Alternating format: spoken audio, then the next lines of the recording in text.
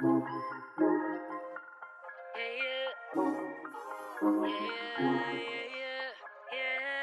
everyone and welcome back to my channel. If you're new here, my name is Marian.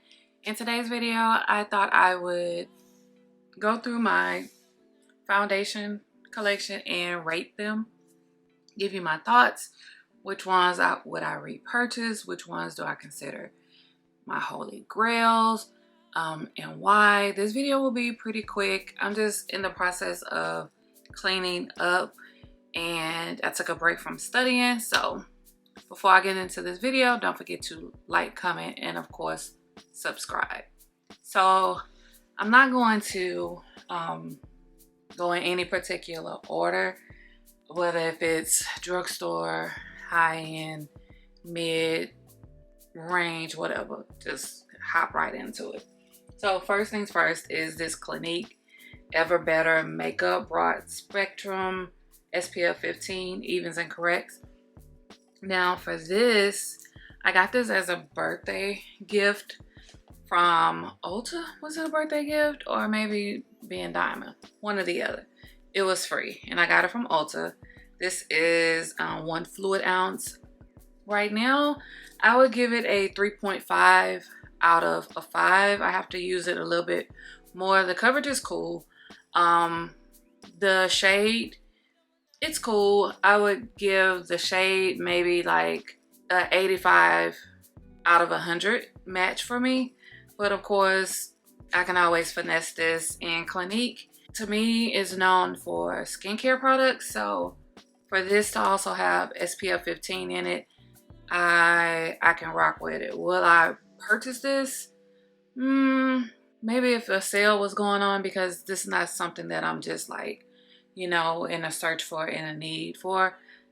It was free again. Next is the NYX Bear With Me Blurring Tint Foundation.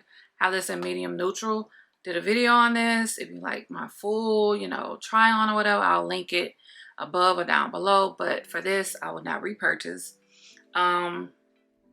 The way it looks in here, the tone or the shade is not what comes on my face.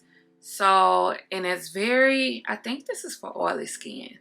It said matte blurred finish. It's a medium coverage, but I've tried other like soft matte foundations like from NARS and I still was able to work with it.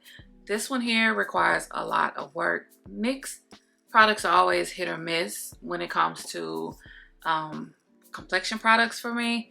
So I just wouldn't repurchase, but it is affordable. I think it's $10 or $11. Next one is one that I don't think is available anymore. This is the Bounce Liquid Whip Longwear Foundation from Beauty Blender. Love it. If it was still on the market, I would repurchase it over and over and over again. This is a fresh bottle because I knew that they were going to discontinue this. So they were on sale at Sephora and I bought another one. As you can see, I haven't even opened it, but, or have I? Yeah, okay, this one I've opened and used, my bad. I love this foundation. Now, the pump and it's coming out on here is a little bit messy and trying to clean and get up in here. Other than that, no complaints. Next is Sephora Best Skin Ever. Let me revert back before I move forward. I would rate the Beauty Blender foundation a 4.5 out of 5. When it comes to the NYX Blurring Tint Foundation, I would give it a 2 out of 5. I know that's kind of harsh, but yeah, sorry. You know, you may love it, but it's just not for me. Sephora Best Skin Ever Longwear Foundation. Now, I originally had this in 33 neutral or whatever, but it just came off very olivey and green on me. So I went back and got 29Y. Now this shade here, even though it's yellow tone, it still looks neutral. And this is about the best match out of all my foundations. This is definitely like one of the best matches. I would give it a 4.5 out of 5. And when it comes to matching my skin tone, I would give it a 90 out of 100. No, a 95 out of 100. This here, everyone knows if you watch any of my videos, this is my holy grail foundation. This is the Dior Backstage Face and Body Foundation. I have this in 4W and I love it. I love it. When I'm stepping out and I know that I'm looking for a foundation that's gonna do what I need it to do, I grab this. This is a 5 out of 5. Now, the match to my skin tone isn't 100%, but it's close. I'll give it a 90 out of 100. I just like the finish of this foundation.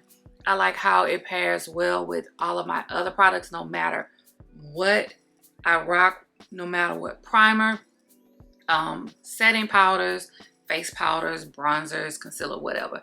It rocks well with everything. I just love this foundation. Will I repurchase? You already know I will. Next up is Haus Labs Triclone Skin Tech Foundation. This is Lady Gaga's brand. I will not repurchase. It just looks just very grayish on my skin tone as I've worn it over and over, tried it with different products. I even changed the shade, and it doesn't rock for me, and it's extra shiny, like too shiny to me on my face. And then after a while, my T-zones gets oily, and I don't have oily skin, so I'm gonna use it up. I'm gonna mix it with like a more mattifying primer or a mattifying foundation that'll kind of give me a little bit of warmth. Hopefully they don't clash, but I know a lot of people love this foundation. It's not a bad foundation, it's just not for me. So I would rate this foundation a 3 out of 5. When it comes to shade match, I'll rate it a 75 out of 100. Another foundation that's kind of new to the scene over the last maybe 5-6 months or so. This is the Makeup by Mario. I have this in 17N. I like this foundation. Definitely one of the foundations that matches my skin tone.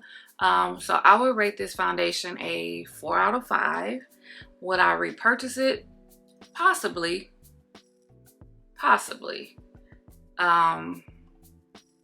Yeah, possibly. Excuse me. So when it comes to shade match, I would give it a 85 out of 100. I just like the finish. It is medium. It's buildable. It pairs well with other products. I know I say that about the other foundations, but I just like the way that it wears on my skin.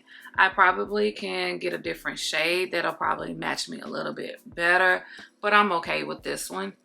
And like I said, I like the foundation. Next up is the Lancome Tinted Idol Ultra Wear Care and Glow foundation, and I have this in 420W. I have the original one. Well, I had the original one and I used it up. I need to repurchase. Now that's one I'll repurchase over and over and over again, but I like this one too. I like the finish. I like the fact that it has SPF sunscreen in it. Gotta rock sunscreen. Will I repurchase this? Yes, I would. I would rate the shade a 85 out of 100, and I would rate this foundation a 4 out of 5. The original Ultra Wear, it would get a 5 out of 5. Next up is the Nessa Marx Yummy Skin Serum Foundation. I have this in 14W. The reason being is because their neutral tones looked too dark for me, so I can rock this as a summer shade. I like this foundation. It is definitely repurchase worthy. For this tube, it is under 1 fluid ounce and it's like $34. So but this paired with the primer, chef's kiss. So I would rate this foundation a 4 out of 5. The shade match would get like an 80 out of 100, simply because this is warm undertone and I only can rock it during the summertime. So I'm gonna do these two together, you know, kill two birds with one stone. This is the Makeup Forever Ultra HD, the original NY 415, and then this is the Makeup Forever HD Skin in Y415 as well. Now, love this one in the stick. That is my holy grail when it comes to these foundations from Makeup Forever. I would rate this one a 4 out of 5. When it comes to the shade match, I would give it an 85 out of 100. Now for this one, this is the newer version. I would rate this a 3.5 out of 5. It's just something about the finish of this foundation that really hasn't like drawn me in. The shade match is okay because for some reason this one is a tad bit darker than this one. So it kind of like throws me off where I can only rock this one in the wintertime and I can rock this year round. So you get what I'm saying when it comes to, so I'll rate this one a 3.5 out of 5. Shade match, 75 out of 100. Will I repurchase these? This one I would. Not so much this one, but the stick one is a holy grail foundation for me. Might as well do NARS together. So I have the NARS Sheer Glow in medium dark 2.6, and then I have the NARS the light reflecting foundation, and I have this in Syracuse, which is medium dark 1. The reason why I have this one in medium dark 2.6 is because I got this in the summertime and I needed something, you know, that actually, you know, matched my undertone. Now, mind you, this is a tad bit dark for me, but I can rock it because once I put on powders and everything and concealer, it will tone it down. Love the finish of the Sheer Glow, and if I'm not mistaken, I'm thinking that they're replacing it with this light reflecting foundation. I hope that's not true, because out of the two, which one I would repurchase would definitely be Sheer Glow. Now, I do like the light reflecting foundation, like the finish, but it's just not something that I would just be in a rush to go back to the store and repurchase. I do like the soft matte one. Now, I would repurchase that one in a heartbeat.